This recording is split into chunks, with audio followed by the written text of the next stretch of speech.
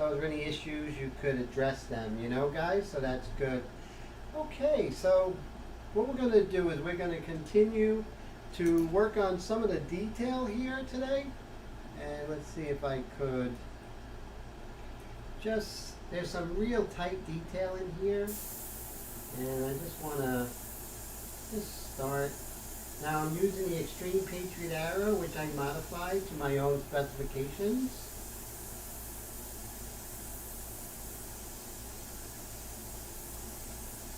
So thank you so much, guys, for hanging out with me today. I really appreciate it. Really appreciate your time and appreciate your company.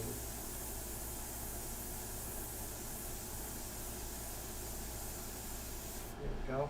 As you see, we just have to get in there and get that. Okay, the volume is a little low. Let me see. You know why? I think we can just move the mic closer. How's that? A little bit better? Because I think the mic was a little further away from me.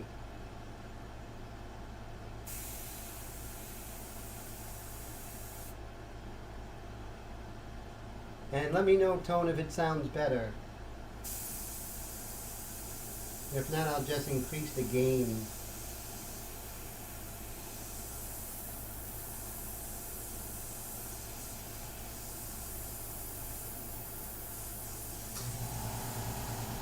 Okay, great. I'll increase the gain on this, and what that does, it makes it a bit louder. So that should be a bit louder. Hopefully that will work.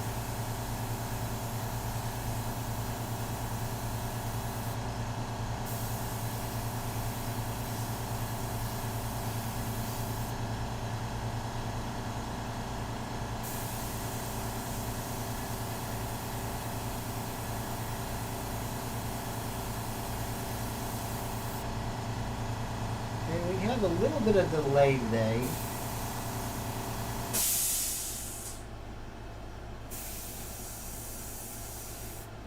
How's the sound quality? A little bit better?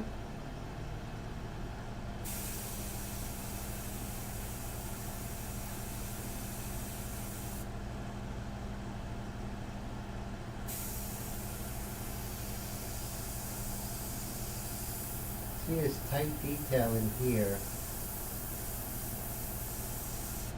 But if we pay, hey, what's up, John? How's it going? Okay, so sound is getting better. Thanks, John.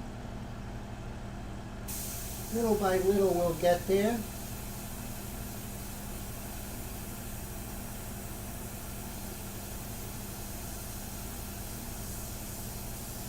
And of course, we're going to come in with white pastel. Oh, thanks, Tone. That's great. I appreciate it.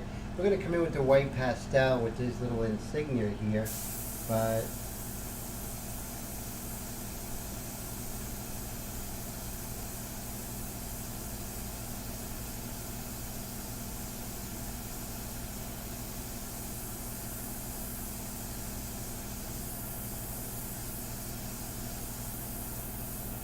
it's amazing with this airbrush, the Extreme Patriot Arrow, and my light mixture, the amount of detail that you can get. This is actually better than working with a Sharpie, you know, with that really fine point.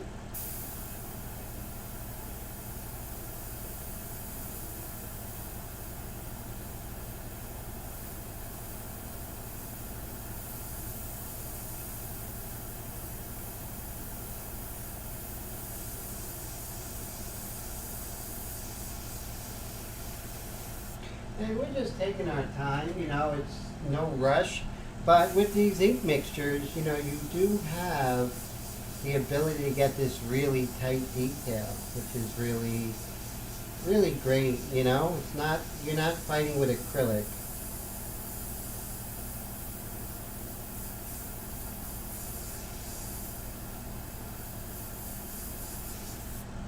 There we go. Now when you're doing tight detail, it's always to keep the airbrush moving. Otherwise you can get spidering and all kinds of splatters and stuff like that. So you want to keep it moving and not go over the same area twice until it dries.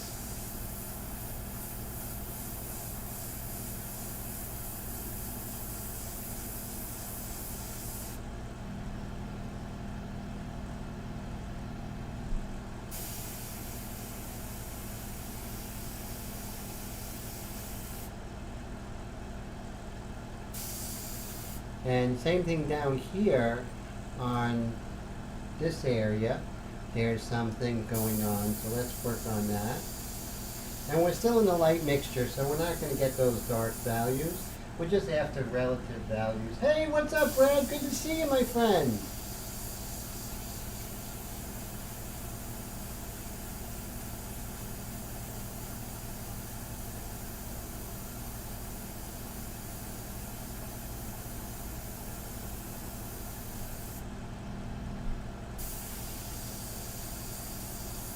A little different feel of this particular painting than ones we've done in the past.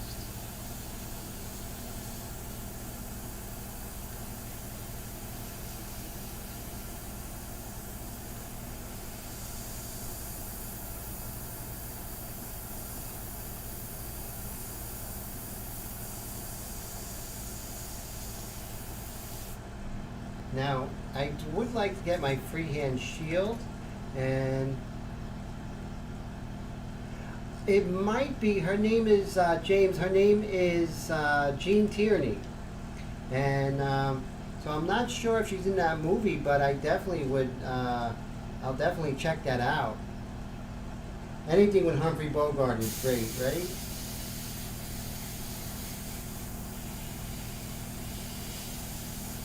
Now what you have to do is you have to crawl along the surface, and you know, you're not going to get like the exact contour, you know, just by, you know, you're not going to find the exact contour of something as specific as this particular sleeve, so you're going to have to crawl along the surface. Well, thank you, Willie, I appreciate that. Thank you so much, sir.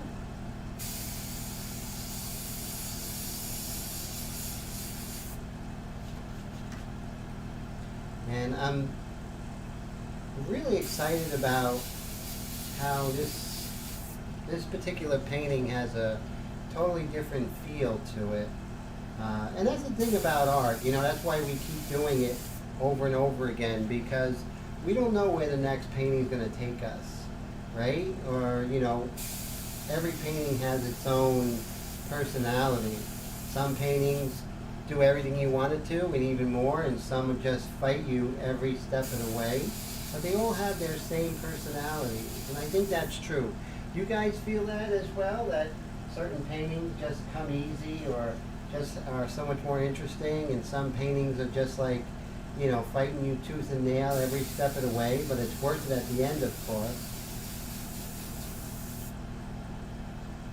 See how I sort of, you know, brought that that edge, which is really great. Oh, the Ghost of Mrs. Muir, very cool. Okay, I didn't know she was in that.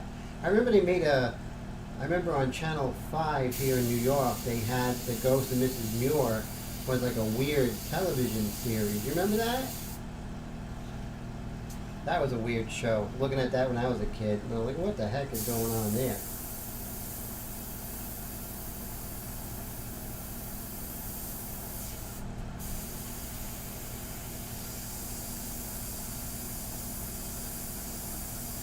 And I just want to make sure I get the feeling of that sleeve being above the surface, you know? Oh, so Jean was in. Hey, Mike, how's it going? Good to see you.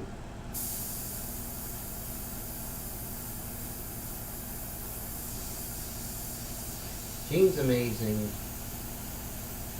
Just an amazing beauty. So now I'm making sure I'm watching the value relationships, not necessarily as dark as they're going, but making sure I'm getting those relationships.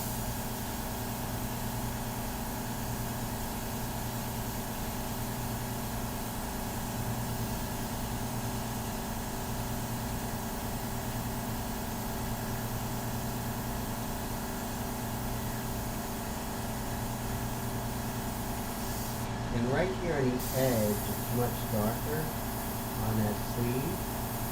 And I just want to just touch on that. You know, paying attention to the little things really sometimes is what gives the work the realism, you know? It's very weird. But the little things that you think don't matter are the things that are really going to give the work that feeling of reality. That's not to say that it's not important to get the main things, done. I'll be right back, guys.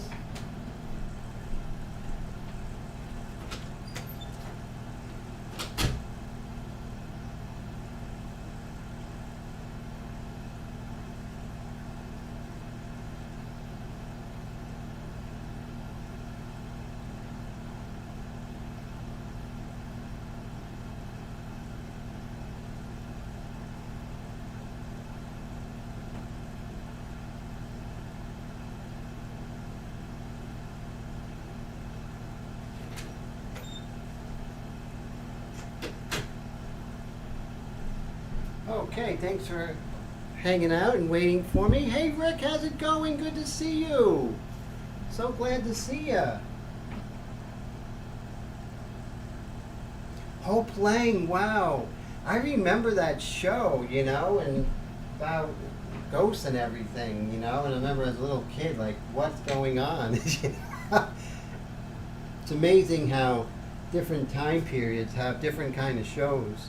And what I'm going to do is I'm just going to shape that darker value with this mono eraser. Now in our description field you can find, some of the products that I use. Now if you're interested in getting the airbrush, let me know and I'll get you a 10% off discount on it. And it's really probably the best airbrush. It is the best airbrush, dollar for dollar, without saying, Anything with Bogart, Gene Tierney, Rita Hayworth, Ann Sheridan. Oh yeah. I'll even add like Greta Garbo, Myrna Loy.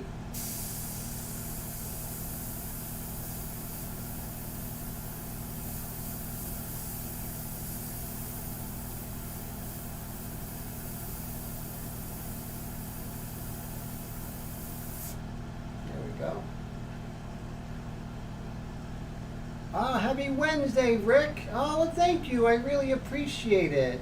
Thank you so much. And James says he likes how Tim is planning out the texture of the brocade. The third rendering is important in old movie stills. Wow, very true. Thank you. I appreciate that. I really love the, in this pose, I love the lighting, Thank you so much for those wonderful comments, sir. Same thing over here. Now, I went ahead in digital. Now, one of the things I was talking about how digital art is important in regular art. And I don't mean that, digital art's going to take over regular art, or that digital art it takes the same place as regular art. But what I was able to do was to change the focus, blur certain areas and sharpen certain areas, and that really helps me to get a more powerful image, Oh wow, 96 degrees. Oh my God, that's really hot. Do you have a fan in there or something, sir?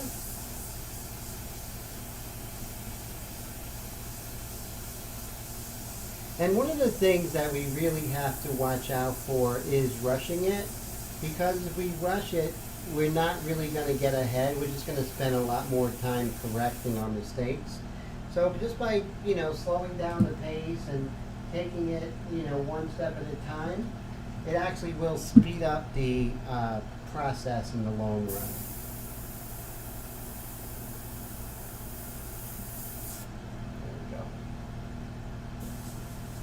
Now, notice I'm not going to stay in that one area. I'm always going to move around, because moving around is really key.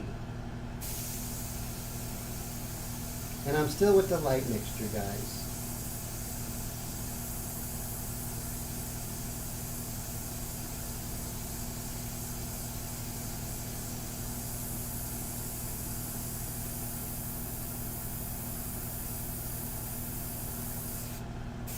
And we're going to come back in with the white pastel and really pull out some of this little detail here. So we have to say to be continued, or that's, we're setting up, It's always good to set things up and have a plan, then stay in one area and just try and figure it out as you go. And I could use my freehand shield because this is a much lighter area. So I'm going to make sure that I maintain this real sharp edge here. See that? How we got to maintain that edge. It's very important,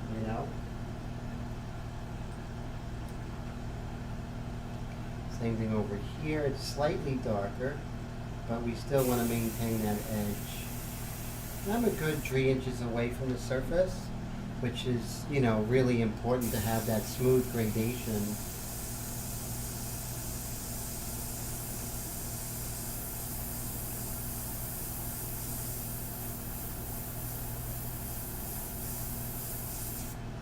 So I'm never really concerned about whether or not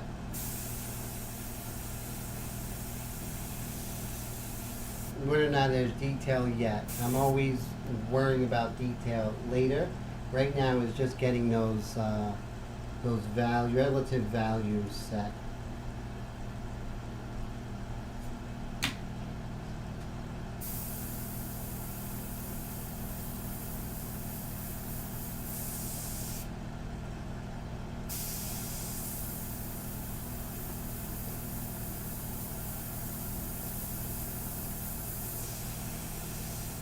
So tomorrow I'm finally cutting the cord of my cable.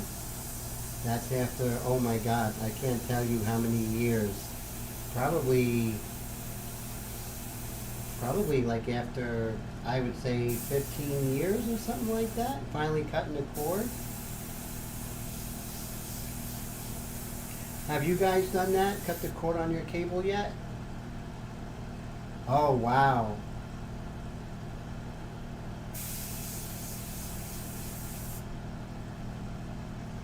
Now let's take a look at her arm here and see if we could see any adjustments on this value here. So I'm looking at the picture and I can see that it's not a white value, it's a very gray value. And it's even hot here, Tone, right? It was in the 80s today and it just feels so humid here. So what I'm going to do is I'm going to turn this, and that's one of the things I'm learning in digital, is that the ability to turn the work really just gives you an added advantage because you feel more comfortable at a certain angle, and that's important.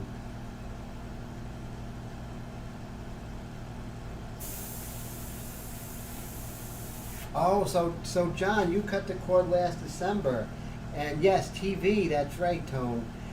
So, what do you guys think? You think it's important? You think it was a good decision, John?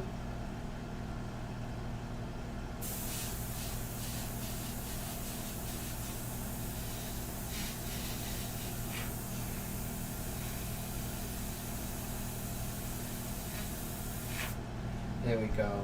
I just wanted to get that edge there on the side of the arm, and then let's see how we can. Oh, so Tone watches TV online and on YouTube, so he doesn't need cable. Very smart. That's how I feel too. I very rarely watch network TV or even HBO or anything like that. So it just got cost effective, just not really, and I'm trying to cut down costs as much as possible. So it was a real decision. Brad said he cut his service off 2 years ago. Don't miss it. And John says beats paying for redundant shows and commercial after commercial. My guest says, well, there's only 6 inches between the inner ceiling and the shingles outside. Oh, that's why it gets so hot there. Oh, so you drew your TV out last year. Wow, look at that. Yeah, those are very radical decisions. Now, I want this to be lighter than this, and one of the ways I can do it is just increase my distance. See that? As I increase my distance, I'll still get a tone. Hey Jeff, how's it going? Good to see you, my friend. So glad you're here. And so you see, that's one of the things that we can do is increase and decrease our distances to get the exact tone we want.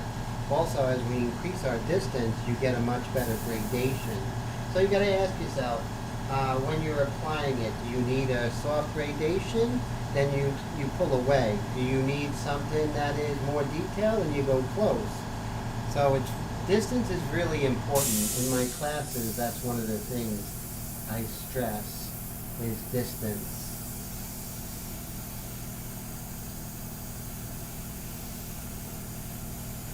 And I'm really watching those values as I'm working on that arm, okay? So that's very important. Now what we can do, since we darkened that arm there, hey Wendy, how's it going? Good to see you. So I'm glad you got lost in your painting. That's a good reason not to, is to be late. It's definitely working, that's for sure. And James says he thinks that turning to work removes the preconceptions we hold and allows structuring shapes rather than pictures. Very true. That's very true, James. That's great. And we definitely want to see it as shapes and not necessarily as hands, arms, and a mouth and that sort of thing. Thank you so much, Wendy. I appreciate that. Oh, don't Mrs. Married with Children. Oh my God, that was some show, huh? I always love when you say, let's rock.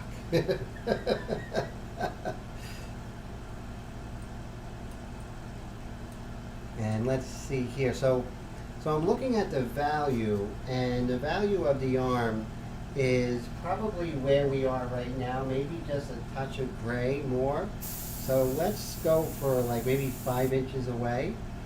So if you see me like right here, you can see I'm pretty far away, and I'm just going to really lightly dust that arm of hers. I still want to get that nice sense of light, but she's not like porcelain, you know? So we want to make sure that we get the proper value for her skin tone.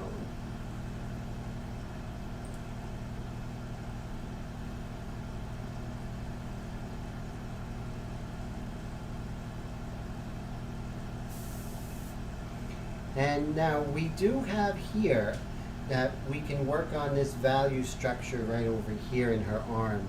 And you can see that it's much darker on this side, and it goes lighter, and then it's darker. So let's try and establish that. And so we're really working still on the cartoon of her, and then we're going to come in with detail as we go. So the first thing we're going to do is we're going to continue to crawl along the surface here in her arm.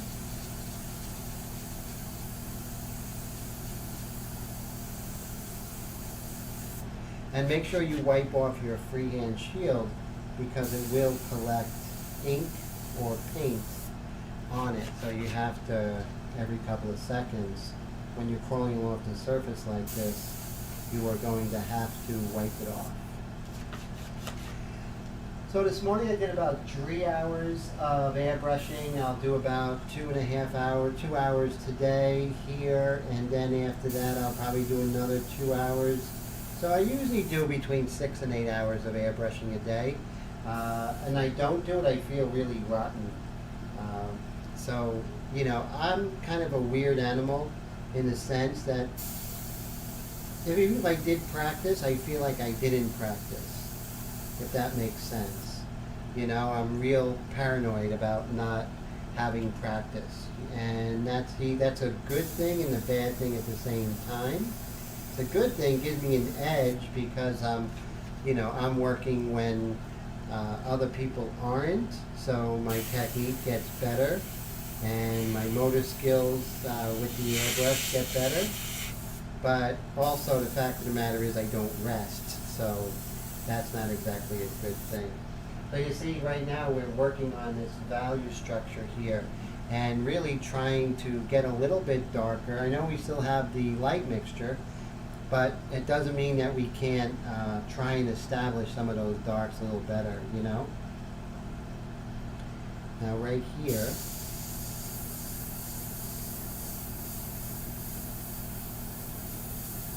and here you can get good detail. Don't get complacent and just say, you know, I don't need my freehand shield, I can just get it without it. Your freehand shield is always going to do a better job when getting that edge.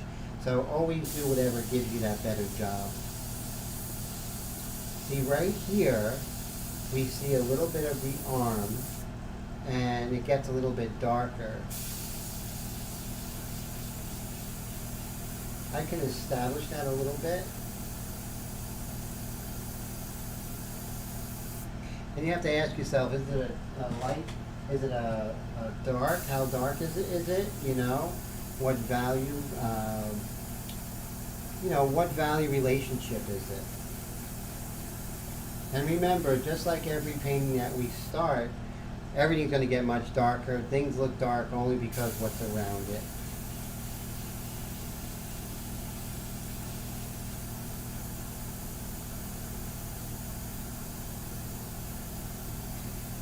And remember, what we do on this side, we definitely have to work on the other side. Very important. Yeah. The king of high school football, Al Bundy. That's pretty funny, guys. Now here we have a really rich dark.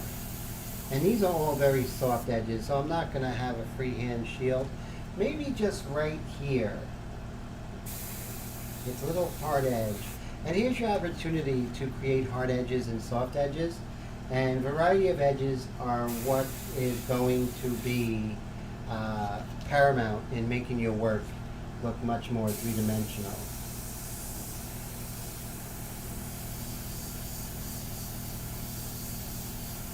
Remember, closer to the surface with the airbrush, the harder the edge.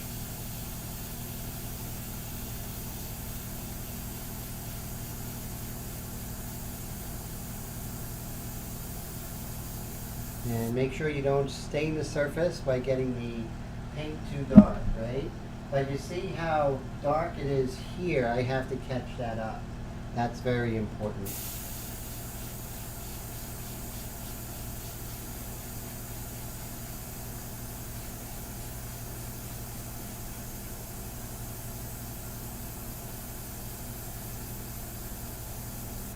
Now interesting, so when I first looked at this, Willie says, how many pieces will you work on it at one time? Probably not on purpose. I would much rather work on one piece at a time, Willie. But I would say probably about 3 or 4, just due to like commission stuff I do on eBay, my own stuff. So it's usually about 3 or 4 at a time. I think if I was, you know, just totally didn't have to worry about anything, just paint, I would just be working on huge paintings at a time. Or maybe smaller pieces, but much more intricate that took a longer time, you know?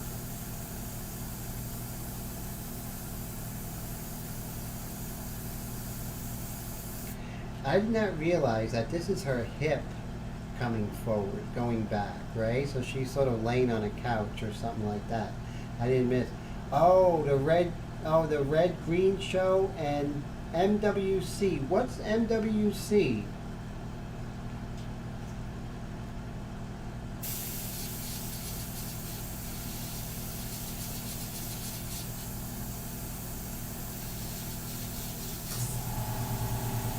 And as you can see, I'm scrolling along the surface because you're never going to get that exact, you know, you're never going to get a freehand shield that's going to have all the nuances. And you don't want to get rid of the beautiful contour that you had drawn. So you want to crawl along the surface. You want to make sure that you're following along that contour. Oh, married with children, yeah.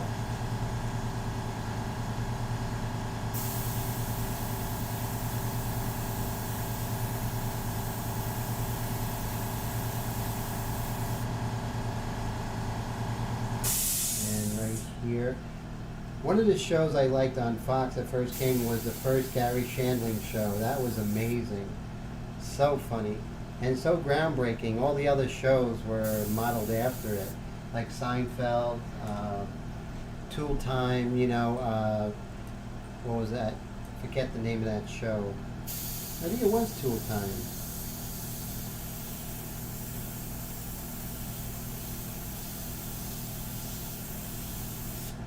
So now you can see we're going to try and get those feeling of her hips, in that gesture pose, which is really important.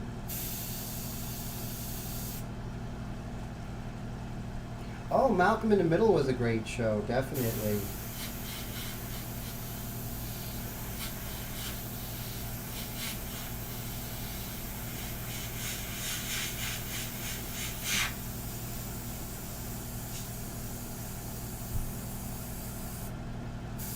Home Improvement, that's right, not Tool Time. Thanks, Wendy. I appreciate that. Yeah, I wasn't a big fan of that show, that's for sure.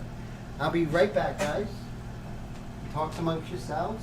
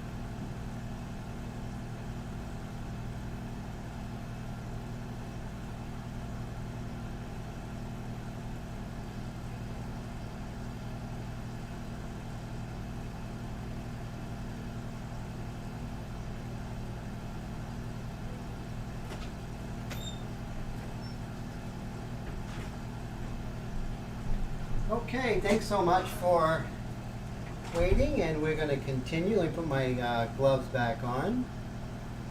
Super Dave Osborne, he was really great, and I remember Super Dave had a bit part in the Larry David, which was really funny.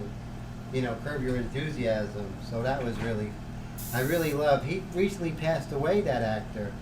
Very funny guy. Okay, so what we're going to do is we're going to continue trying to pull that hand forward. And that's what we have to do. We have to make sure we do that. So I'm going to work on these fingers here, the darks around the fingers. And we're setting up, right? So that's how we have to look at it. Just setting things up. Very important.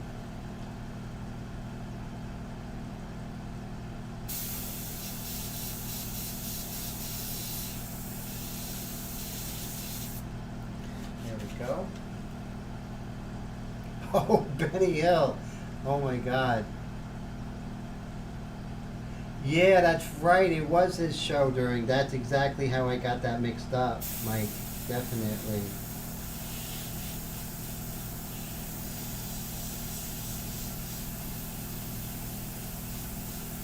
My dad loved when he was alive. He loved Benny Hill. And my mom was so angry. Faulty Towers, I remember that too. I love British humor, definitely.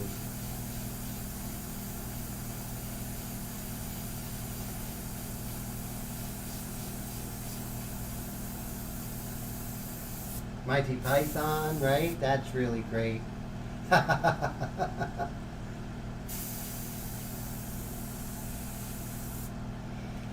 I think we can darken up this area just a bit more, just to get that contrast.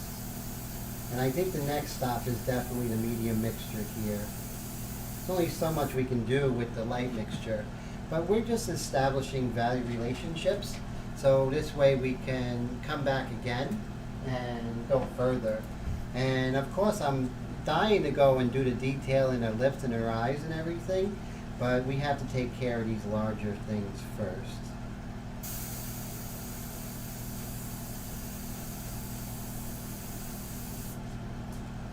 Put my glasses on.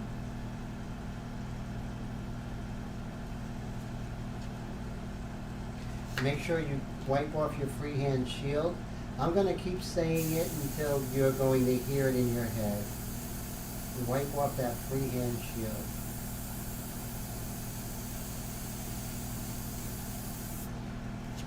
What I remember is all the times that it actually destroyed my work when I didn't wipe it. So that helps me too, thinking about what are the consequences of not wiping my freehand shield often.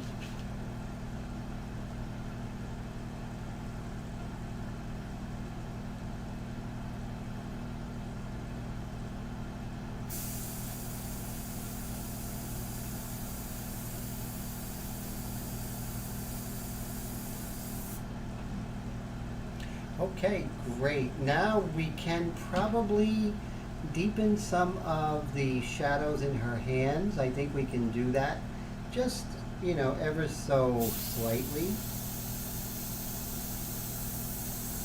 Now there's a lot of reflected light going on, so we got to make sure that we are very sparing about how we're putting in these shadows. We don't want to go too dark, and we don't want to fill in the areas that are getting reflected light.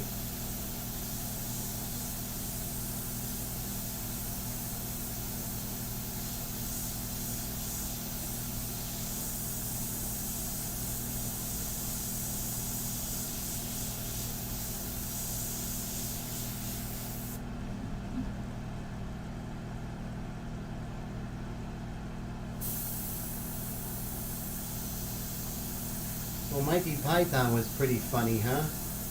The Ministry of Funny Walks, I remember that.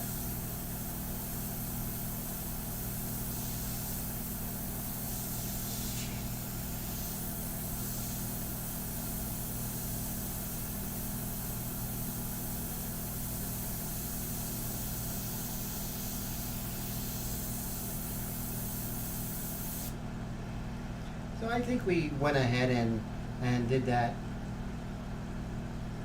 Always question your direction, but trust your plan.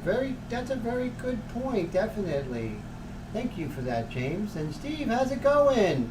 Steve says he likes British rock. Meanwhile, the artist has been rocking it for quite a while now. So you do like British rock. Is that true, my friend?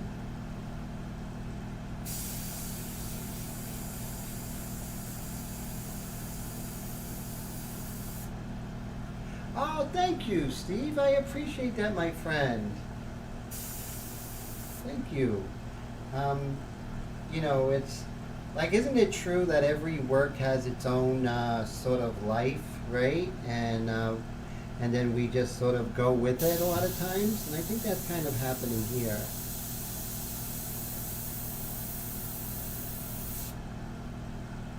So I think tomorrow is going to be my first video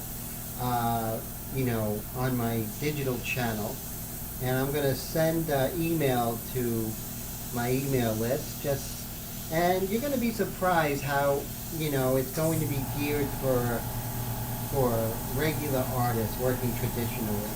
So you're going to like that part, trust me. Rock is great, definitely, that's true.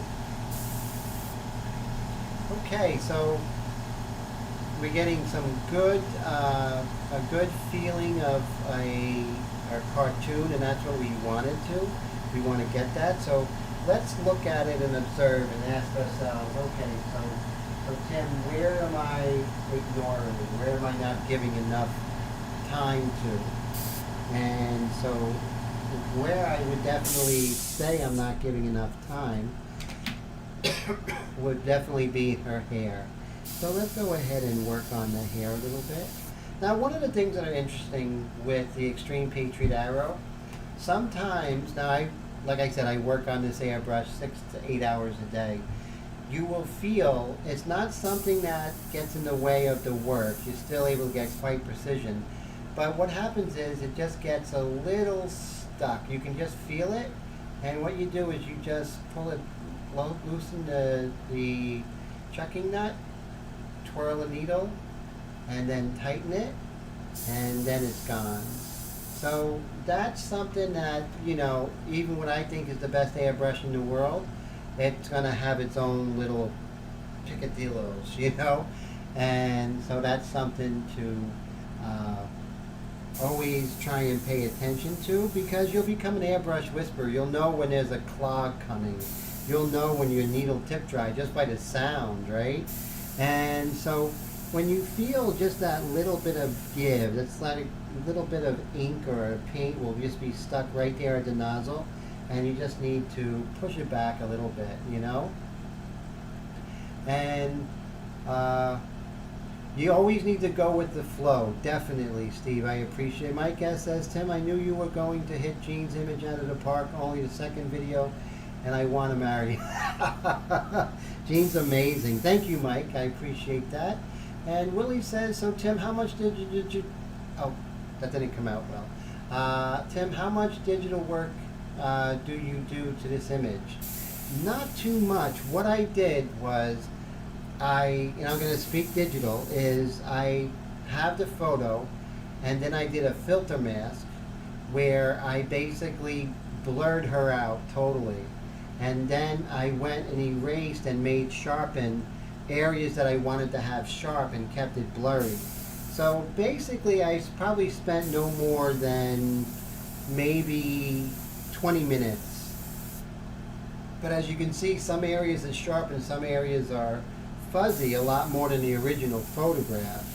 So, but I'll tell you, it really just awakens a lot of creativity than just taking a photograph and painting it as is.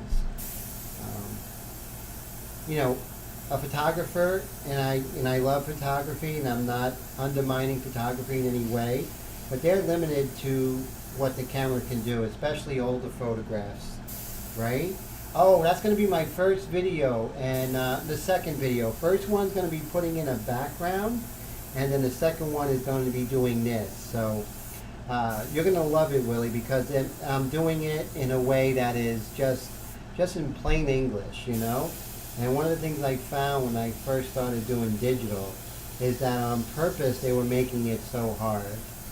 And, you know, it could be a lot easier than with the way they are doing it, but I think it's sort of to weed out those who are, weed out the ones who really want it and those who don't really want it.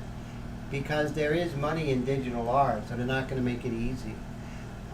Let's see. So Steve says observation is always key to any art. Very true. That's the 1 second rule, right? That's so important. Hey Todd, how's it going?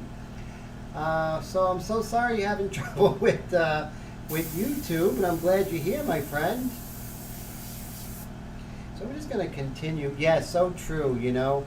Oh, thank you. I appreciate that, Willie. And you're even inspiring me even more to go ahead and get them done tomorrow. I want it to be a little more cinematic, you know, like my earlier videos here with the airbrush. Just maybe some green screen tomorrow. So I'm thinking of that, doing some green screen. Maybe have me in an exotic location since I'm stuck in the house all the time, right? I don't know, maybe Barcelona or someplace like that. There we go. So now you see how we worked on her hair a little bit, and then I feel a little more comfortable of where we are. And now we can go ahead with our freehand shield. And it's pretty sharp here, but not as we go further down. So you see I'm going to use my freehand shield here. Oh, looks like I'm out of light mixture. Let's go ahead and fill that up pretty quickly. So I'm making a new batch because I'm running out of ink.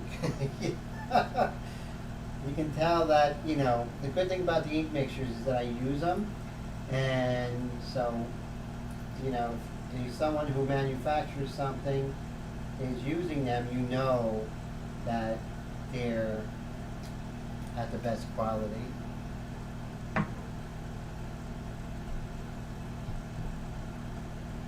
Yes, Willie, it will be on a new channel. I believe it's called Digital Art Mastery. And I'll send you a link when it comes out to all you guys. Oh, definitely. I'm into color with ink, but I'm not yet really Tone ready to roll it out on this channel just yet. But pretty soon, I would say. Definitely. So as I was working here, I'm just going to get a hard edge right there, and then I'm going to soften as it goes further back, just like that, because I want to have that feeling of fooling the eye, you know, like Trump toy, and fooling the eye has to do with edges. And we can really be in our control of the edges if we do digital work on our reference material before we start. It's very cool. And Steve says, it's interesting, all your bold pencil lines here and there in the hair. Yeah, it is. Like I said, this was a little bit different approach, and I'm liking it. But with anything that, you know, we do, right, is we're going to have a give and take, and I think we do have a little bit bold pencil lines here, but I think that's going to work. It's going to give the feeling of stylization, which is really cool. Willie knows where I can get some. Thank you, sir. I appreciate that.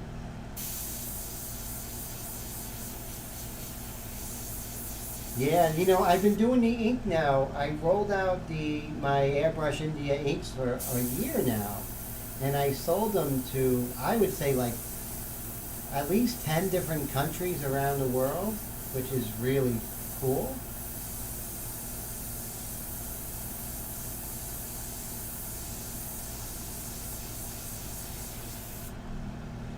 And as I work on the hair, you'll see that just by working on the hair and expressing that hairline, we're actually going to achieve her likeness. But like I always say, we don't care about the likeness early going, right? It's not of our concern.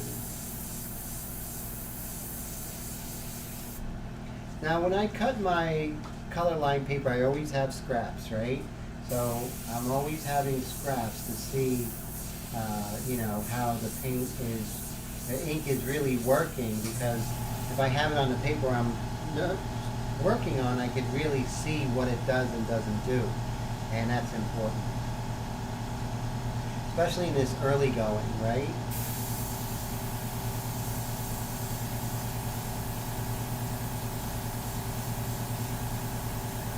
And in this early going, I'm actually thinking of keeping the background just this light gray.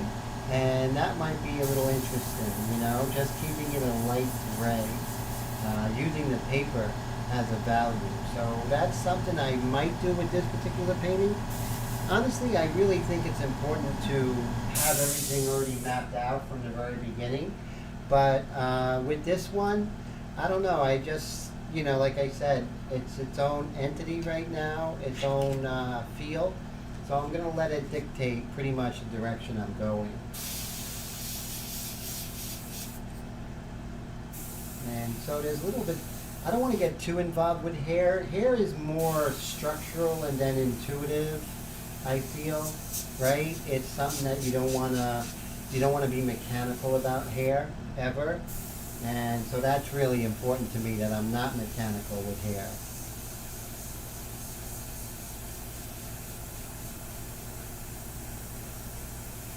And I'm just going to,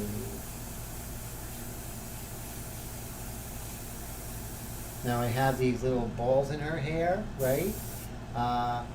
Do I ever work on white? Sure, definitely. But it's funny, I try to, when you work on white, there's an advantage, right? So remember, why work on gray is the advantage. And the advantage is that my value is gray as it is, and I could use white to pull up a lighter value, and then I can use darker to pull up a darker value. So I don't have to use that mid-tone because it's already there. Now the advantages of white is that you have a much brighter light underneath the surface, so that when you're painting, your values are going to have a luminosity to them, a luminous quality.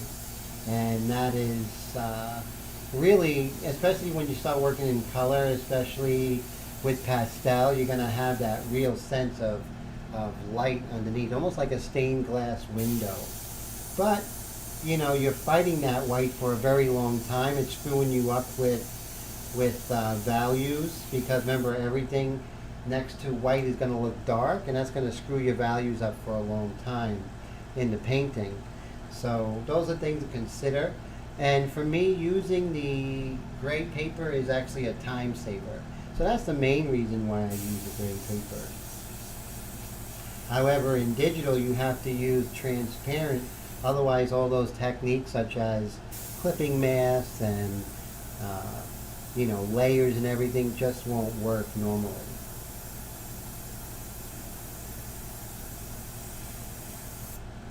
Okay, so you see now I have a good feeling. I'm working throughout, and you see how I'm able to get a sense of the whole painting. And now I can go ahead and zone in on certain details, but not go too far, because I have the other values around it to say whether it's darker or lighter, right? So that's the real meaning of making sure that you go ahead and sort of get the ensemble first. So very important. Okay, so now I want to go back to the main focus of the painting. And the main focus of the painting with portraits is always the eyes, and usually the exact main focus is usually one eye in particular. So let's go ahead and work on the eye on the right, her eye on the right. Oh, you want to try? Oh, just go right into it. Just be bold. You know what? That's the whole thing. Don't worry how it comes out. Just play with the paints.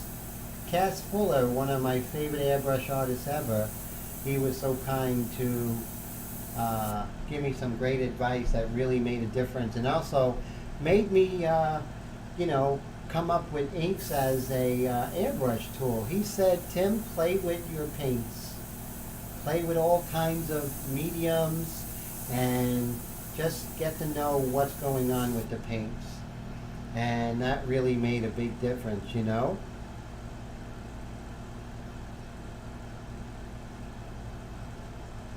And so let's go ahead and zoom in on her eyes here. And like I said, we're not going to go too crazy with the detail.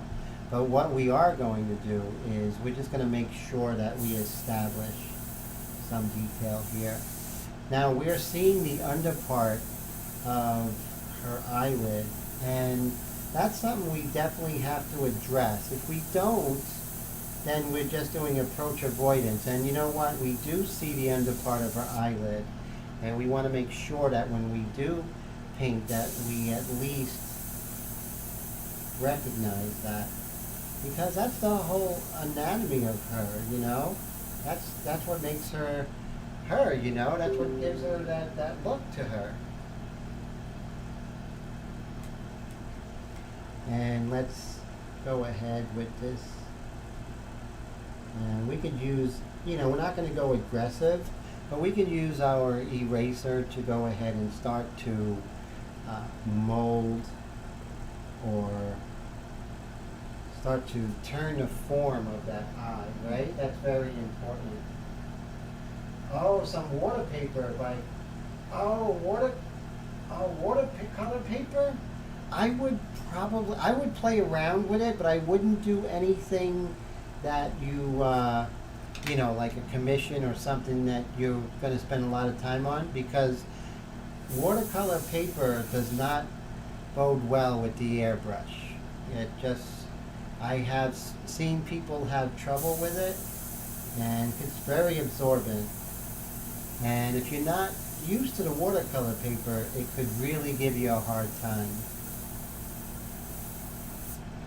So you see how we can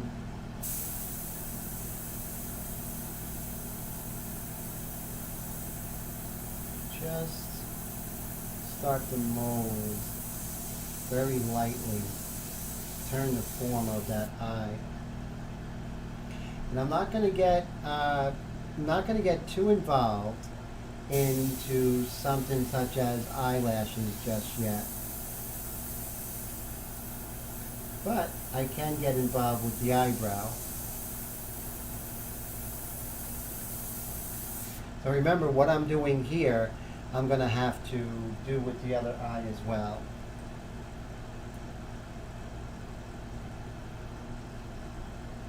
But I do see how it's a little bit darker here.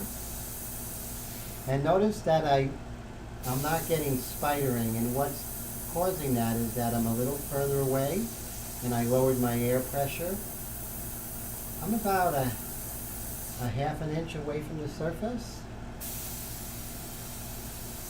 What I want to do is I want to get the main structure of this eye, you know, where the darkest darks are. And there's some darks right here. And we're still in the light mixture, so it's going to be a lot more pronounced as we go. And let's move on over to the other eye.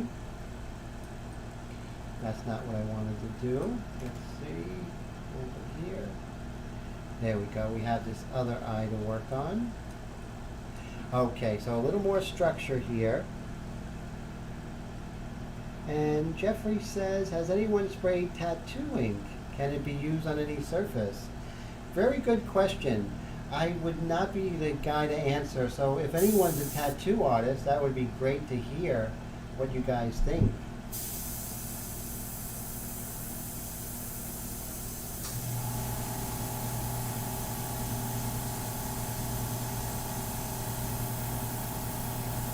And I really love this airbrush, the Extreme Patriot Arrow by Badger, and the amount of detail that you can get with this. Of course, my inks are probably the best for detail, especially with the light mixture. I don't think there's any paint or anything else out there that you can get as good detail as this. Bold statement, yes, but we definitely can back it up. Those who have used it definitely can attest to that. And you know, we all want that control. We want to feel this control, and it is a good feeling to feel this control, guys. It really is.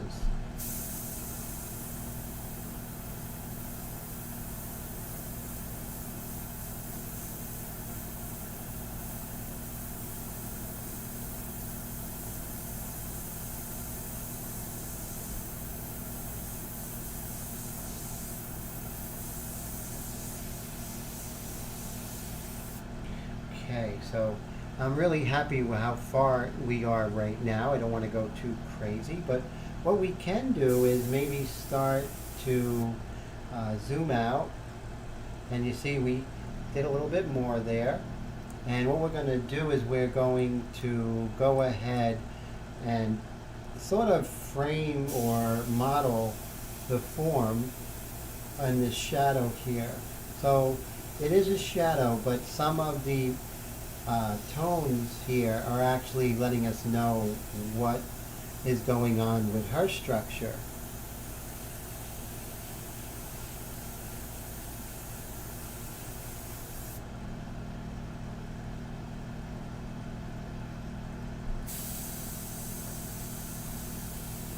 Okay, I'll be right back, guys. Gonna get some water.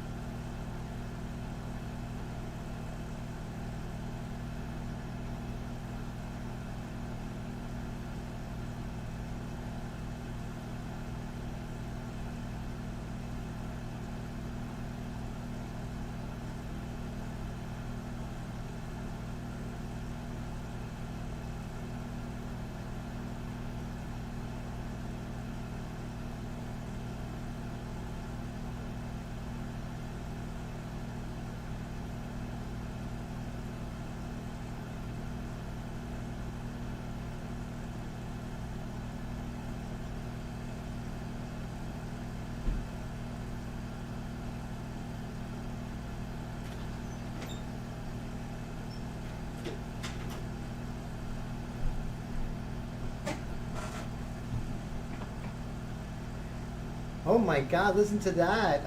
Tone says he always wanted to paint in his own blood. That's interesting. Wow, I don't know if I ever seen that happen before. Has anyone done that before, Tone? I don't know if anyone has ever painted that way. Wow, that's pretty interesting.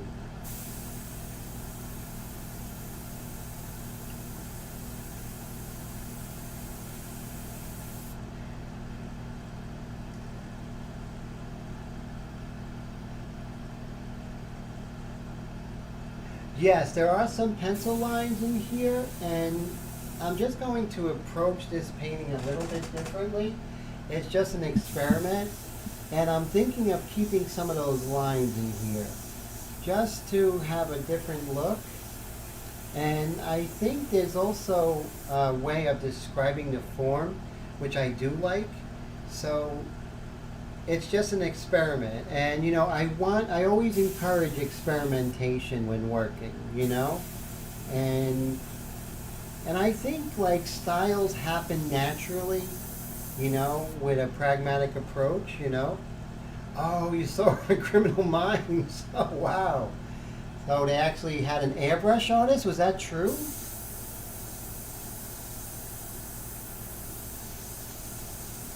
And here it's a little bit darker on this side here.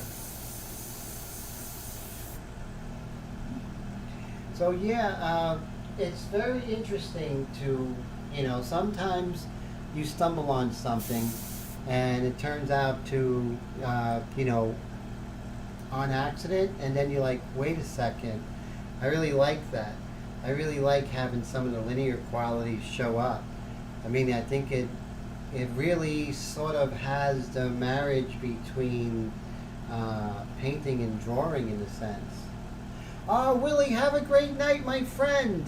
And yes, and so if you have any questions, always email me, and I will try and get that digital channel, the first video, up, and I'll email you guys, And so James says, white really has its place in scratching and erasing, especially in color as you're dealing with transparency. But the point about already having your midtones with the gray paper is sound.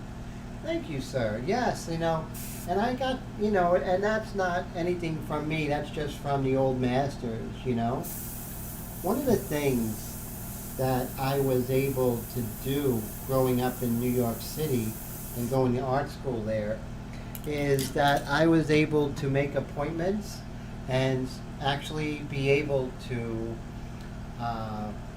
go to the drawing department and hold the drawings of old master paintings from like 1780, 1820, artists like Jacques-Louis David and Jean-Auguste Donegangre, I mean, Michelangelo. I was able to, they were in a casing, like a plastic casing, but I was able to have it right in front of me as I'm sitting at this desk. Of course, they're watching me because these paintings, these drawings are worth like millions. And I was able to take out my sketchbook and just draw from them and try and understand exactly why did they do this. At first, I just loved the way it looks, and as you say, James, it's a technique that actually is something that has its reasons, It's definitely something to it. And so Mike says he tried to give blood last month. My goodness, the questions, whose blood is it? Where do you get it? Oh my God, that's funny. And then Tone says, I think he was using the blood of his victims. Oh my goodness.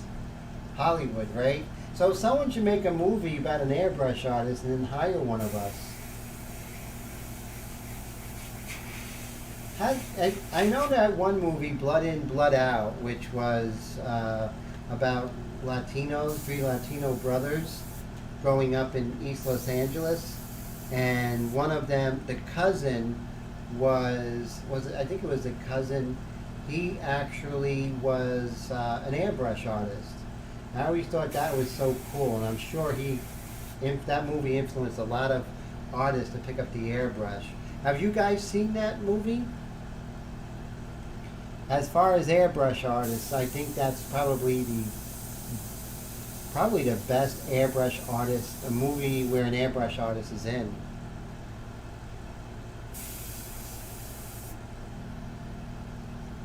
Pretty soon I'm actually going to jump into, yes, you can make your own movies, right?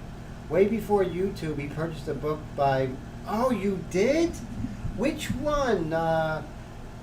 I think it's called The Artist Studio. Is that the one?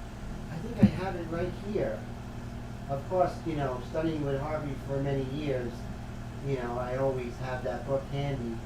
I think it's called The Artist in His Studio. Yeah, that was fantastic. So that's so cool, Jeff. Yeah, so I studied with Harvey for 4 years. And I'll tell you, it was great. Now, it was out of print when I was a kid. So I was able to get it at the Strand bookstore. Are you in the city? Because if you are, you probably were only able to get it at the Strand, right? Back when it was really the Strand, it was just this like almost like a warehouse, empty warehouse, but it was filled with books. And that's where I got that book. I tell you, Harvey is just amazing. I owe so much to him. I was so blessed to be able to study with Harvey Dinnerstein. I would have to say, above all, he is my mentor upon mentors. He would lay into me sometimes, because I would do some things and he would be like, "What are you doing?" And he was right, but I had such a thick skin as a young artist. Someone could tell me I stunk and I'd be like, "Yeah, what's your point?" I wasn't caring whether or not someone gave me validity. Or in the 80s, right? I didn't care whether someone thought I was an artist or if I was any good. That didn't matter. So Todd says, "Tim, I see you going nuts if I had to do a tattoo sleeve on a portrait." Wow. Yeah, so that's true.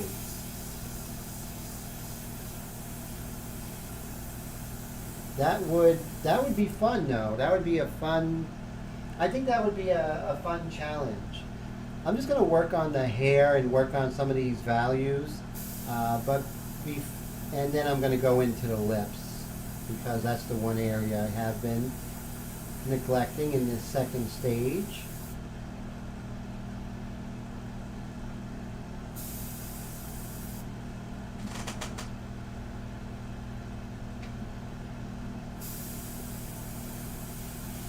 And I saw this one, oh my God, and I'm not going to say who it was or anything like that, but there's no one and they were doing this sort of demonstration, and they had 99 people watching,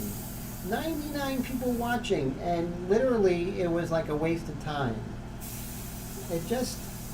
I have a hard time understanding why I can have only 10 people in the room, yet someone is doing something so trivial and has 99 people in the room.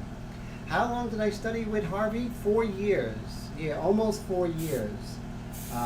And I was at the National Academy School of Fine Arts. I was a merit scholarship student there. And there I also studied with Ron Scher for a while. Before that, I studied with George Passantino. He was a student of Riley, Riley method, very famous method out there. But I only studied with George Passantino for a few months because I really despised the Riley method. At like 19 years old, that's how I was. It's like I knew what I wanted. And before that, in high school, I studied with Erwin Greenberg and Max Ginsberg. These are all pretty big names in New York art world. And I was just so blessed to have these great teachers. And they instilled in me that quality is that, there's only one way, the right way, right? No shortcuts, sort of really go headlong into stuff. So Brad says the truth of the matter is not determined by the amount of people who believe it, We are the elite group. That's true. Yeah, I was very, they are such fantastic teachers. My parents were so wonderful to give me the opportunity to go to art school, and I was pretty determined. But they could have definitely persuaded me against it, and they didn't. Of course, it didn't come without a cost, because, being an artist, I've never bought a new car. I've never bought a house. I've always been relatively poor. But, I can do something that I really wanted to do.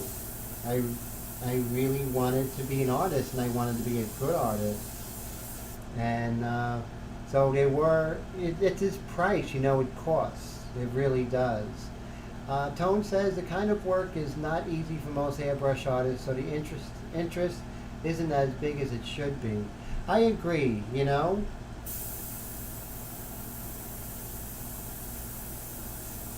I agree. It's a shame because, even just watching this video, if someone's just doing, if they're just doing watercolor, they're going to learn a lot just from some of the principles that I talk about from the people who I studied with. But, they don't. And people are enamored with airbrush artists who work on cars. I mean, they could be mediocre and they work on cars and forget about it. They're just like so much more popular. And that's cool, God bless them.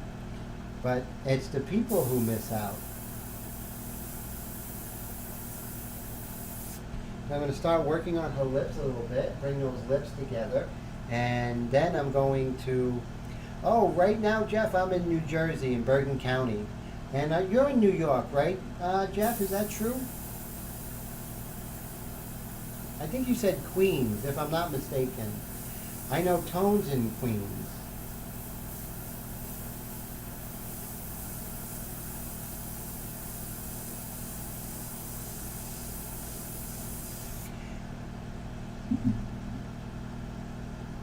Oh, thanks, Tone. Tone says I'm one of the few artists that he can watch without getting bored. I appreciate that. That means a lot to me, Tone. And Jeff says, Jeff's from North Carolina. I love North Carolina. I hear Durham is like the #1 mid-sized city to live in the country. Where are you in North Carolina, Jeff? So I'm really liking the way that the line is there, that I'm keeping the line there. It's having a certain look. Whether I'm going to do it again is whether, I like it. But it does have a definite, distinct quality that I think is really unique. So I'm going to keep that, at least in this painting. It's okay to go abstract. It's okay to do things as long as you know how to do it the regular way. So it's okay to change the colors as long as you know that that's not the color, and you could paint the proper color anyway. So there is good abstract. Not that I'm doing abstract, but there's good experimentation always, and bad experimentation. So.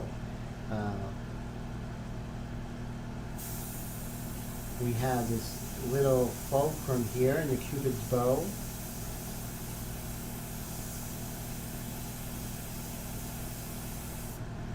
I may have to lighten that up, but I think, you're leaving. Well, John, thank you so much. It's so great to see you, and thank you for hanging out.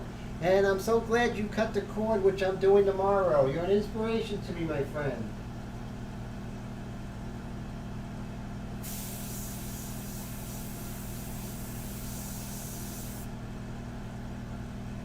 So we lost a few of yous today, just now, and I understand you guys got to work, but I really love the fact that you hung out with me for a little bit. And so you see now we're working on her lips. Let's see if we can blow them up a little bit. Blow up her lips. No. Okay. So it's a what we're looking at is a lot more graphic than it is. So, but I am keeping the lines this time.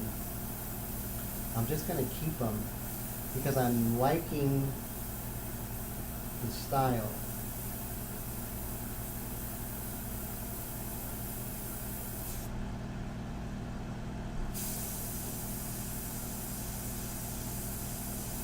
But see how stark that looks, how how strong that looks. But I also want you to know that it is only looking that way because we're blowing it up, but it isn't that stark. So when we pull it out, you won't see it so glaring. And I'm wondering if I did something like this with color, what it would, having some of that linear aspects of the original drawing showing up.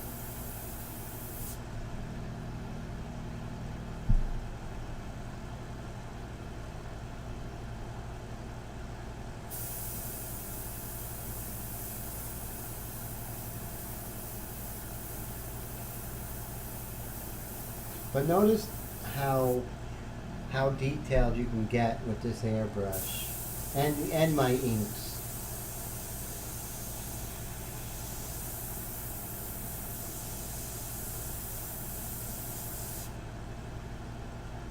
Oh, great! That's fantastic. Oh, so yes. One time it was Jeff, me, and Brad. We did a classroom where I invited them, and we just went over some quick maintenance stuff that might improve the airbrush. So Jeff was there, and Wendy and Brad. It was great hanging out with you. That was so much fun. Thanks for that. Now what I'm going to do, there's some things going on in her face, and there's some anatomical modeling here, modeling of the forms. So you see, I'm pretty far back when I want to do a light value, pretty far back.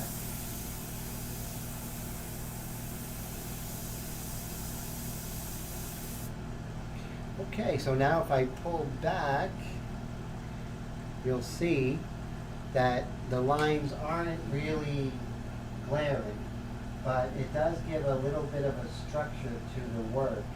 You'll see it from that angle, and that's basically the size. So Wendy says she needed that masking technique. Her pics look like she copied and pasted it. Well, if you copy and paste it, what you have to do, Wendy, is work on your edges. What makes something realistic is hard and soft edges. So you might just have to look and make some edges soft and some edges harder, and that will help, definitely. That's what takes care of that sort of cutout look. Let's model the nose a little bit. I'm going to be a good distance away, and so I'm going to paint around the nostril to actually paint the nostril.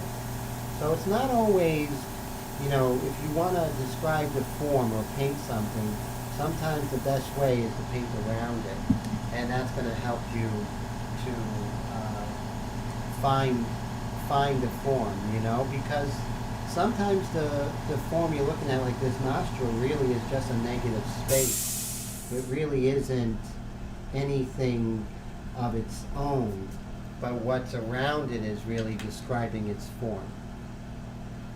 I hope that makes sense.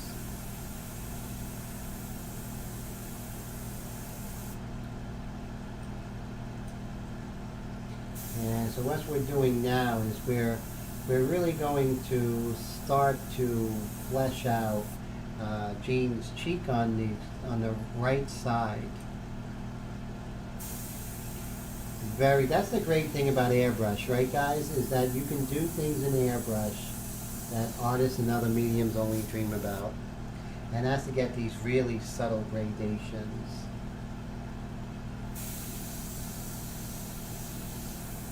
There we go.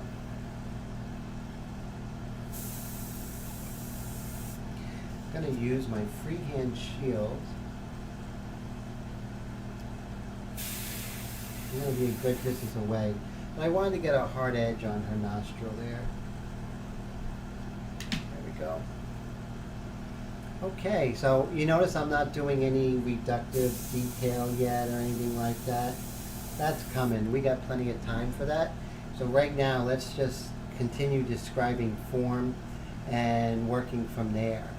So there's these little balls in her hair, and let's go ahead and work on these, and then we'll go on the ones at her forehead that we'll draw out, okay?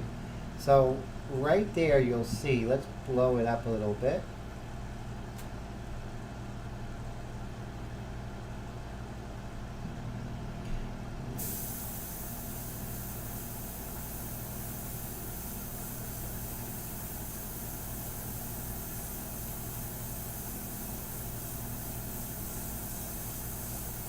So again, what's around the form is going to describe the form.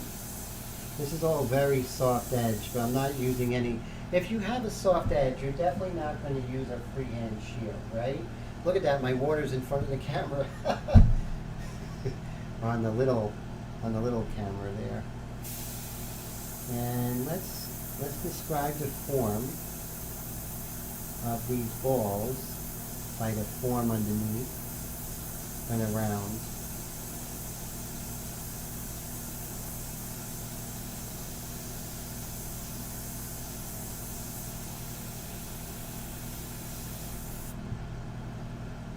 And so when I come in with white pastel, that's really going to make the difference. Like I said, we're still in the light mixture. Everything looks dark, but everything is super light of where it's going to be at the end.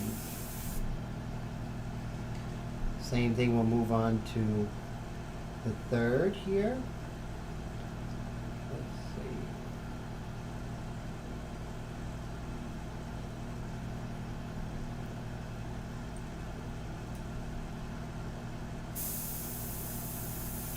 And we're going to go much darker.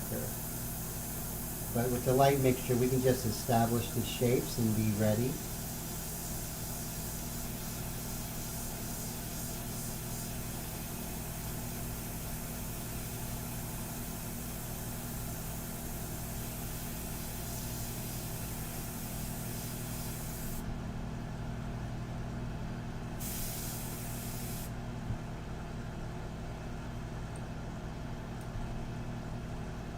And one of the things about, is you're not really worried about how it looks. You're just worrying about the process.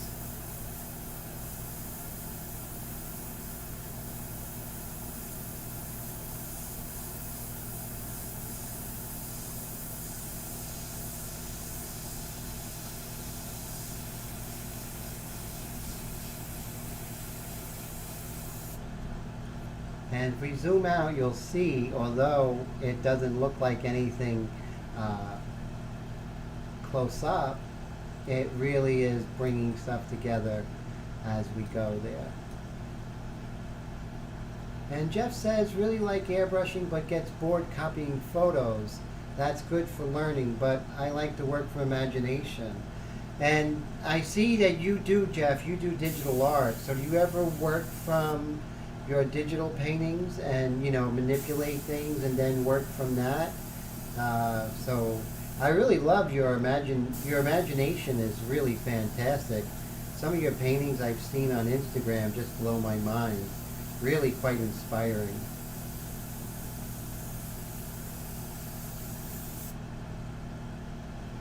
And it is true. You'll get that, Wendy. You'll get the hang of it in this painting. You just have to find that sweet spot of the soft and hard edges, which will really help. One of the things I really suggest is looking at some of the old master paintings, such as William Bouguereau, Jean-Léon Gérôme, Ingres. See how they manipulated, and even Vermeer is a really good way to see how Vermeer manipulates the edges. Oh no, your computer crashed. So it's inoperative right now?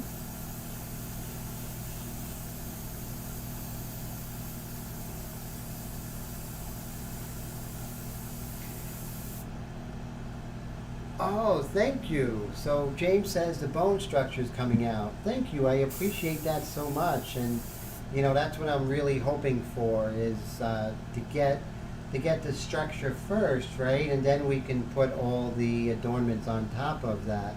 So I appreciate you saying that, my friend.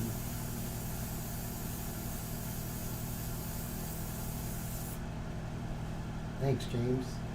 And so we do have some over here. Now let's work on the balls in our hair on the other side. And those are basically all white. But what's happening is that on one side there's a lot more structure. Oh, you got another computer today. Oh, I can work digital. Well, I'm hoping and praying that you get some commissions to help you to have that computer pay for itself, my friend. I've seen your work, and it is worth it. It is worth it, my friend.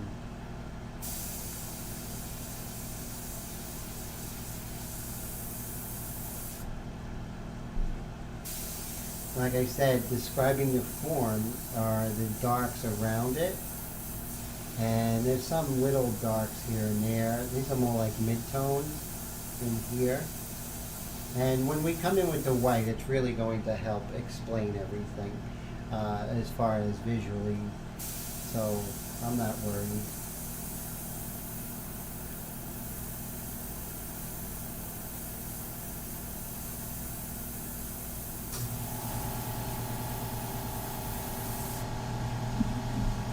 So that's exciting. I love hearing people get computers. I get more excited when people get a new computer than they get a new car.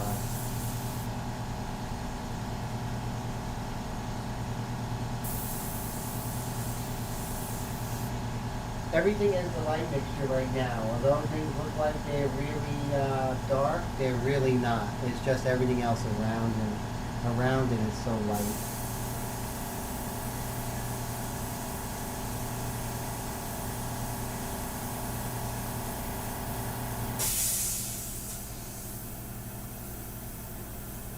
Now the 1 second rule is going to keep me from messing up and putting things that aren't there. Because my subconscious is always trying to tell me, this is what a pearl looks like. This is what the light is. It has to look like this. But the 1 second rule keeps me honest. And that's what's very important, is to keep honest. And you see here I have an opportunity to work on some of the structure of the hair. Nothing too crazy, just some structural areas here.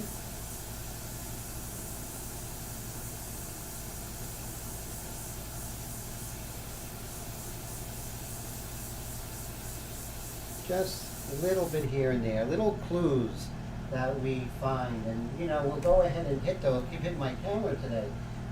Just those little clues that we're just going to touch on and then move on, right? Little clues, hit it. Oh, my 1 second rule. Now you guys know my 1 second rule out there. And so basically it's just always, when you're painting, always make sure if you're going to paint for 1 second, look for 1 second first. So if I'm painting this hair, I'm going to look at the reference for 1 second. And I'm going to paint for no longer than 1 second. If I look for 2 seconds, then I can paint for 2 seconds. But I never paint for longer than I have looked directly before I'm painting. So that keeps me from getting lost, thinking about what I'm going to purchase, what I'm going to purchase at the supermarket, what am I going to make for dinner, all those different things that come into your head when you paint. And this really keeps you on your toes, the 1 second rule. And every artist, I don't care what level, how many years you're painting, if you're not careful, having something like the 1 second rule, your painting is going to look a little weird. So, like I said, if we want to go ahead and stylize something, that is good and I'm all for it. but as long as we're seeing what it is first and we know what we're stylizing, you know what I mean? So that's my opinion. That's, you know, my upbringing as an artist. So know what you're painting, and then you can abstract it. But I agree, you know, if we do nothing but just paint what we see, that's a dead end, right? So, but with digital art, I can manipulate it and then paint what I manipulated. So that's pretty cool. So it's pretty neat. So there's different ways of looking at it. Okay, so right now, this is where we are. And let's see here.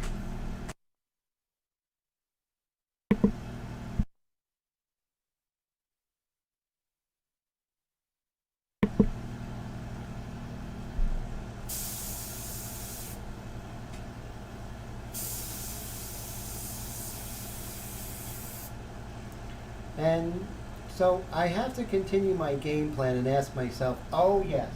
So remember, I was working on the pearls here, and now what I would like to do is work on the pearls on her forehead. So let's go ahead and make that happen.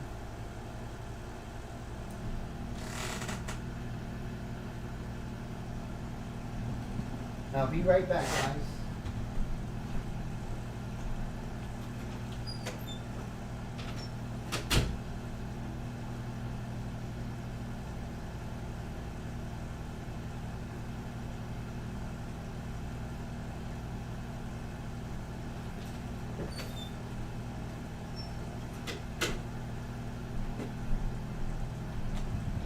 Okay, so yes. So we're going to go with the pencil, and we're going to work on, let me just make sure I have, okay, so yes. So we're going to go with the pencil, and we're going to work on, let me just make sure I have, okay, so yes. So we're going to go with the pencil, and we're going to work on. So now what we're going to do is work on the forehead here, and we have these really beautiful pearls on her head here. I'm not sure what, does anyone know what movie this is from? I'm afraid I don't have, oh thank you, I appreciate that, Jeff, thank you so much. Like I said, I'm going to keep this a little stylized. I kind of like what's happening with the line there. I was normally going to erase it, but I'm like, you know what? I'm really liking it.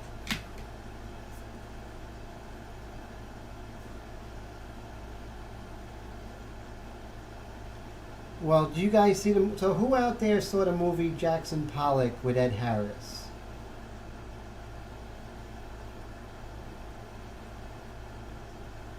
Actually, the movie was entitled Pollock.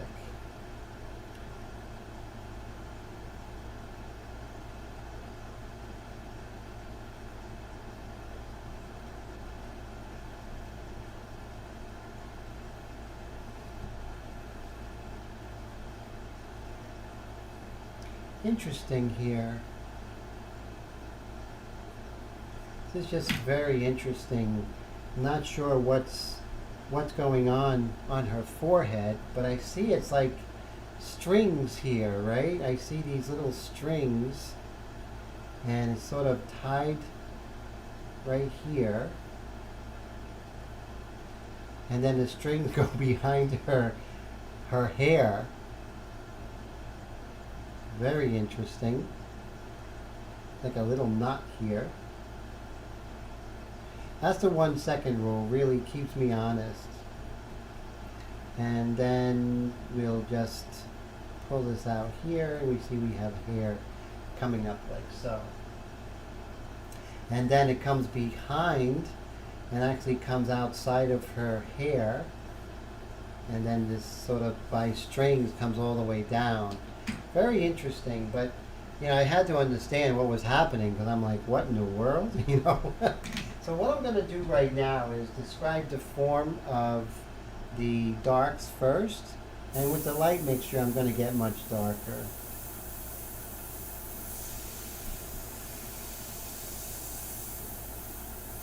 When we come in with the white pastel, we're really going to bring these pearls to life. So the 1 second rule is going to keep me from going south here.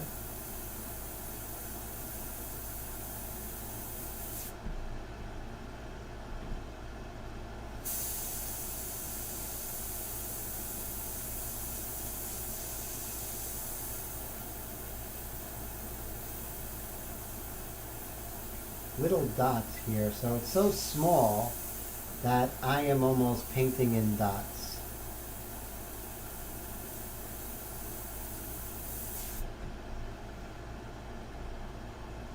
So who out there is working with the color line paper by Canson?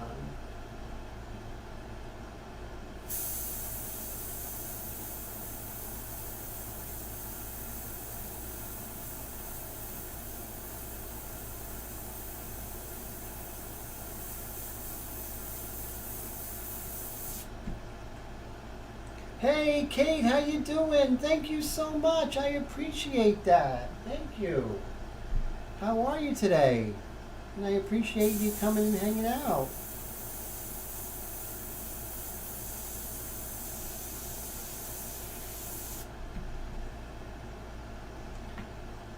Oh yes, Brad, definitely. So I cut up like 5 sheets of that today. Made a lot of paper. What are some of the ways that you cut the paper to make sure that you get an exact 8.5 by 11? Wendy says, nice to have another girl.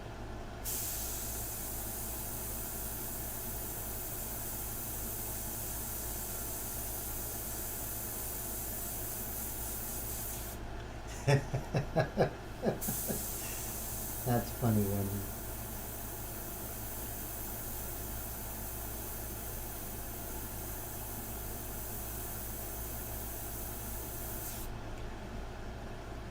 And you can see now that I'm starting to paint those pearls, that cast shadow is really making sense now. So that's pretty cool. And then when I come in with the white pastel, more stuff will make sense. Like I said, everything is so light right now with the light mixture, but it looks dark because everything around is so light. Now if we were working with white paper, we would have a lot more to contend with. But the gray paper makes things a lot easier. So you use an aluminum yardstick and X-Acto knife. And what about the measurements? Do you use a yardstick and a ruler, or just a yardstick, sir?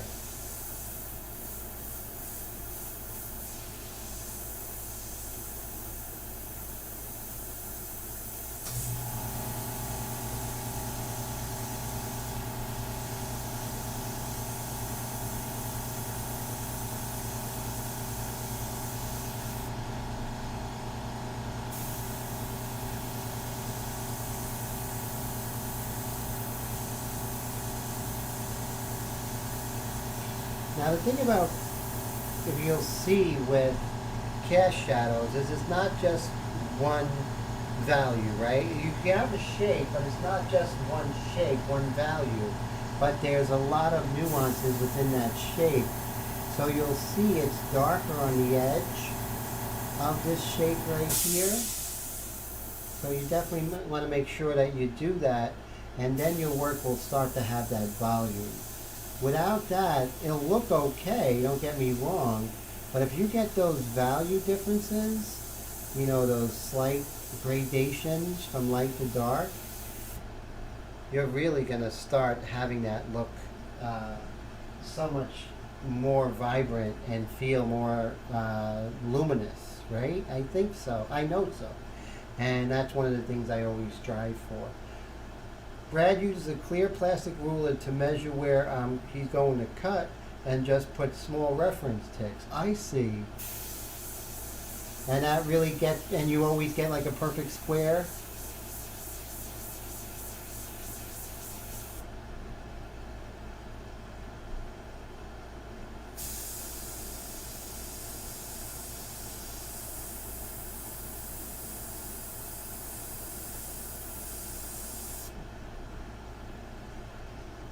Okay. Now what I can do is I can erase some of those pencil lines that I put in here.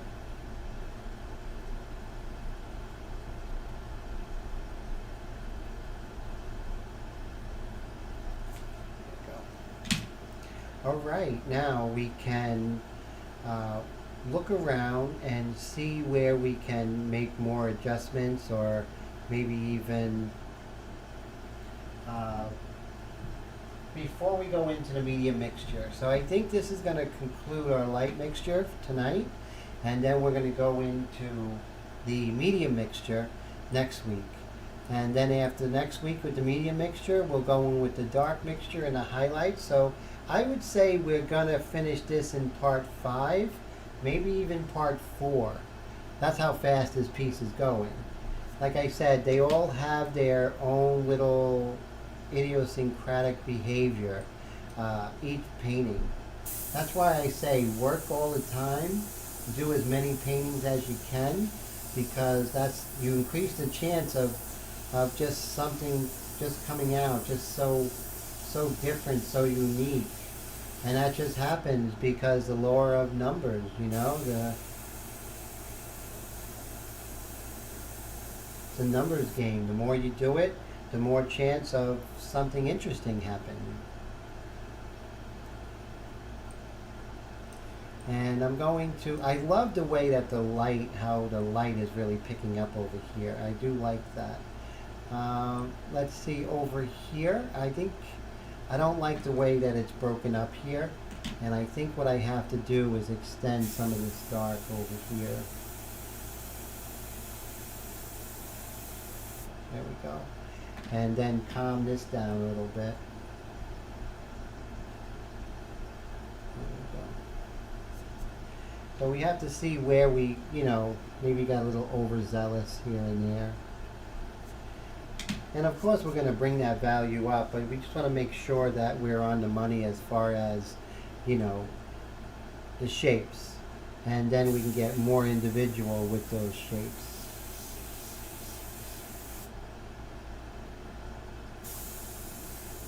I'm going to darken this down a little bit here.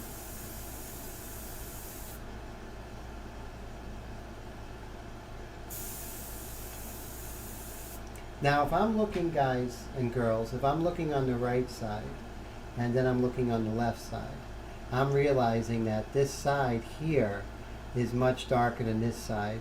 Although it appears that it's the same value, but remember it's next to a dark value, so simultaneous contrast will make this look as light as that, but it's not. So that's something I'm going to address right now. And let's see what Brad says. Always use a factory edge to measure your cut from. If a cut piece out, the second piece start from the opposite factory edge. Now, what is a factory edge? That's great advice. I'm really appreciating this.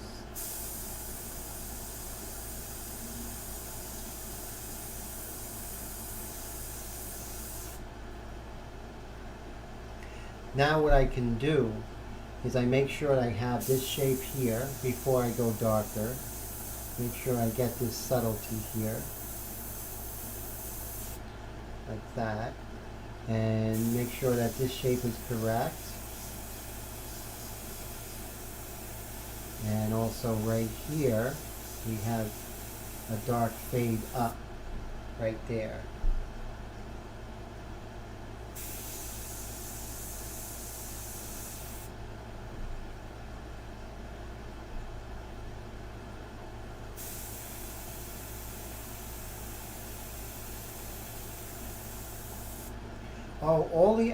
So Brad says all the outside edge of the paper.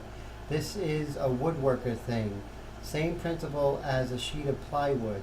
Oh, so work from the outside edge of the paper. Oh, and that's the factory edge. Perfect. Thank you. So this way it's nice and straight, correct, sir? So now what we're going to do is we're going to go ahead and darken down this value right here. So I'm going to be about 4 inches away, about 3 inches away, and I'm just going to dust. And you see how I can dust that value down. Now by doing that, I'm differentiating the light area and the dark area. Not as much light is going to be here on this side. This side's always going to be darker. So you want to make sure that you go ahead and do that. From the outside in. Very cool. That's great knowledge. I appreciate that. Yeah, because I want all my cuts of my paper to be on the money, you know, and I'm cutting for someone else, and I'm going to send them to England. So they're having a hard time getting the paper, so I'm going to cut it and send it to them, because those in England can't get it. And Europe have a hard time getting the can-sign paper, the color line. That's a bummer too, you know. Okay, so now that we have that, let's see what else we can definitely touch on. Okay, so right here it's much darker. So I'm going to go ahead and sort of intensify this area right here with value.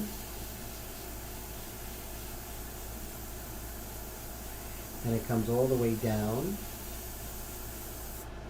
Just intensify the value a little bit with the light mixture. And then when we come into the dark mixture, I'm going to strengthen that value.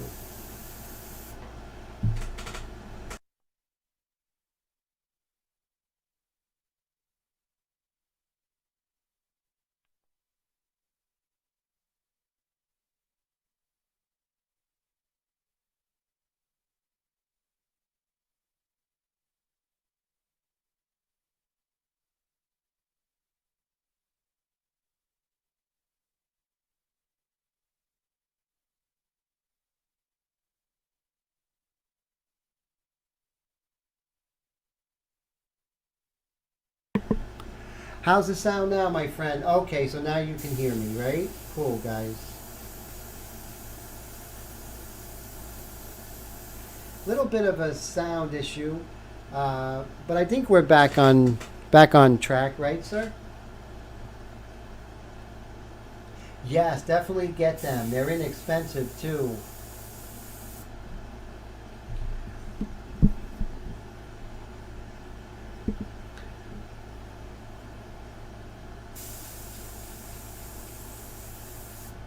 So the sound should be okay right now.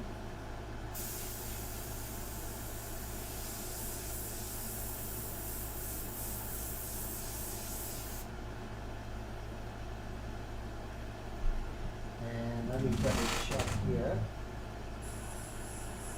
Oh, we're good. Yeah, the sound's okay. Thanks, guys. I appreciate that. All right. Very cool. Let me mute this.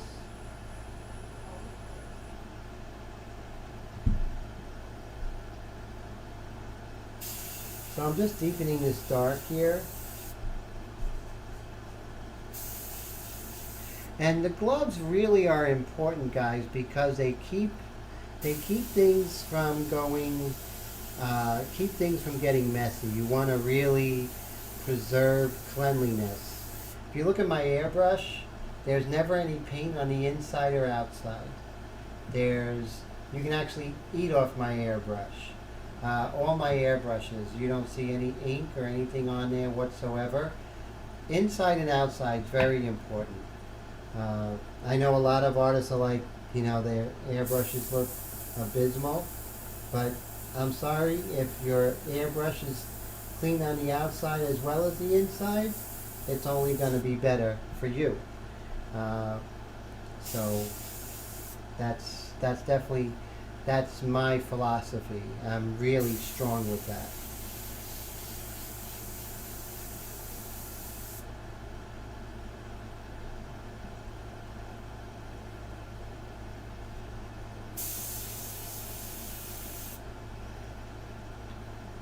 So as I said earlier, tomorrow I'm cutting the cord of cable, keeping the internet, of course, otherwise the live streams wouldn't be happening. But I'm getting rid of cable, you know, and that's going to be, it's going to be weird, not having it. Anything that we have to give up is always sad, right? I think. So,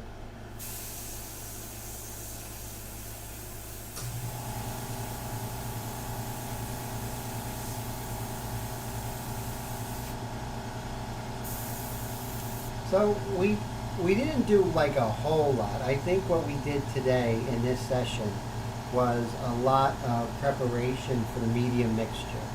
And I think that's important, is the preparation for the medium mixture is really going to, like every week, it's not so much of what you do, but what you do before the next step to prepare for it.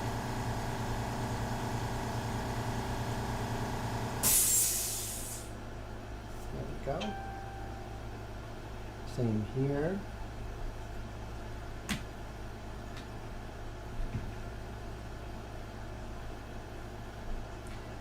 Okay, so now we brought that dark here. There are a couple of little folds here.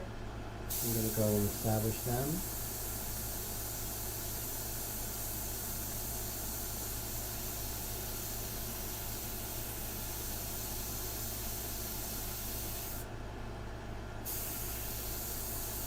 Definitely want to preserve your values here, so you will use your freehand shield perpendicular and not parallel.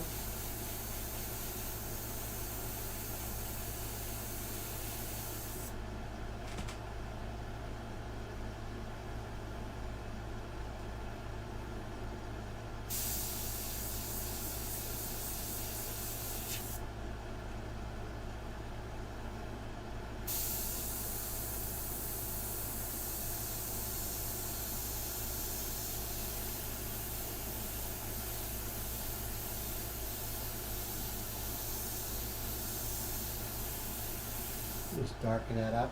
Now everything's going to darken up as we go with the medium mixture. Oh, I appreciate that, Brad. That Brad says she looks great so far, and Jeffrey says, when is your digital teaching coming? Actually, tomorrow's going to be my first video. I'm going to send you a link when that comes out, so that would be cool. So I'll definitely do that for you. I will be right back to finish up. One moment, guys.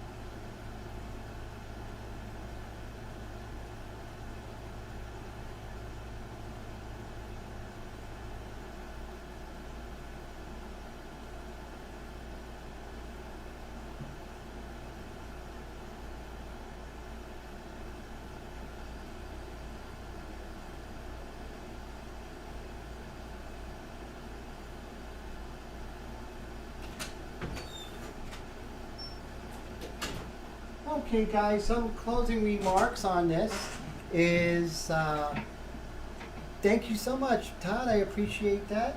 One of the closing remarks on this, and I think I want to talk about style.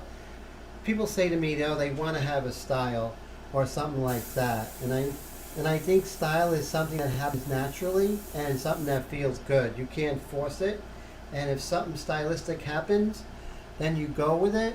But you can't try it. You can't say, I want to have a style. The style will come out naturally, and there's no other way to do it.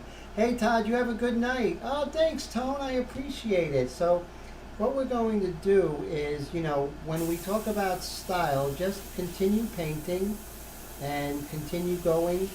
Work every day or as much as you can, and then it'll happen. So James says, thanks for sharing your technique with us. Beautiful anatomical attention. Thank you so much, James. I appreciate that. And Brad says it's good nights. Take care, Brad. Always a pleasure. Your style, don't worry about it. It'll come, my friend. You know, inspiration happens at the easel. That's what they say. And I really believe that inspiration does happen at the easel.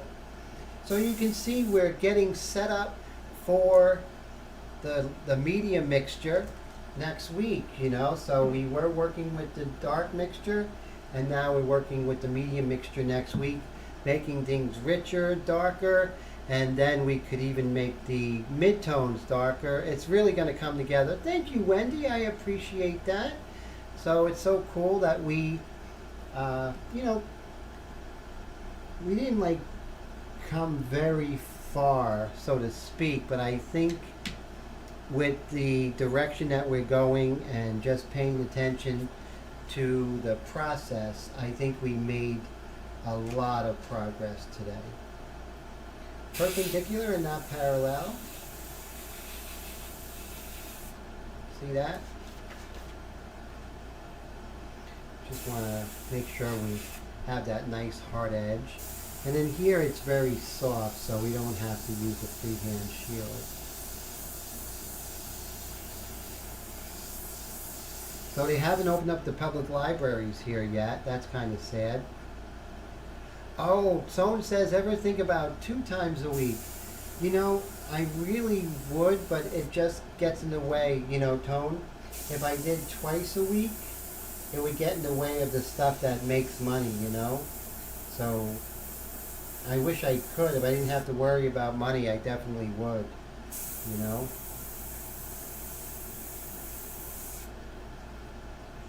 But that would be great if I could. Like I said, I would do twice a week, definitely. Sometimes I end up doing twice a week, but I couldn't sustain that. So at least I know doing the live stream I could sustain that, and I could be consistent for you guys. And I think that's the main thing that I wanted to be, is always consistent.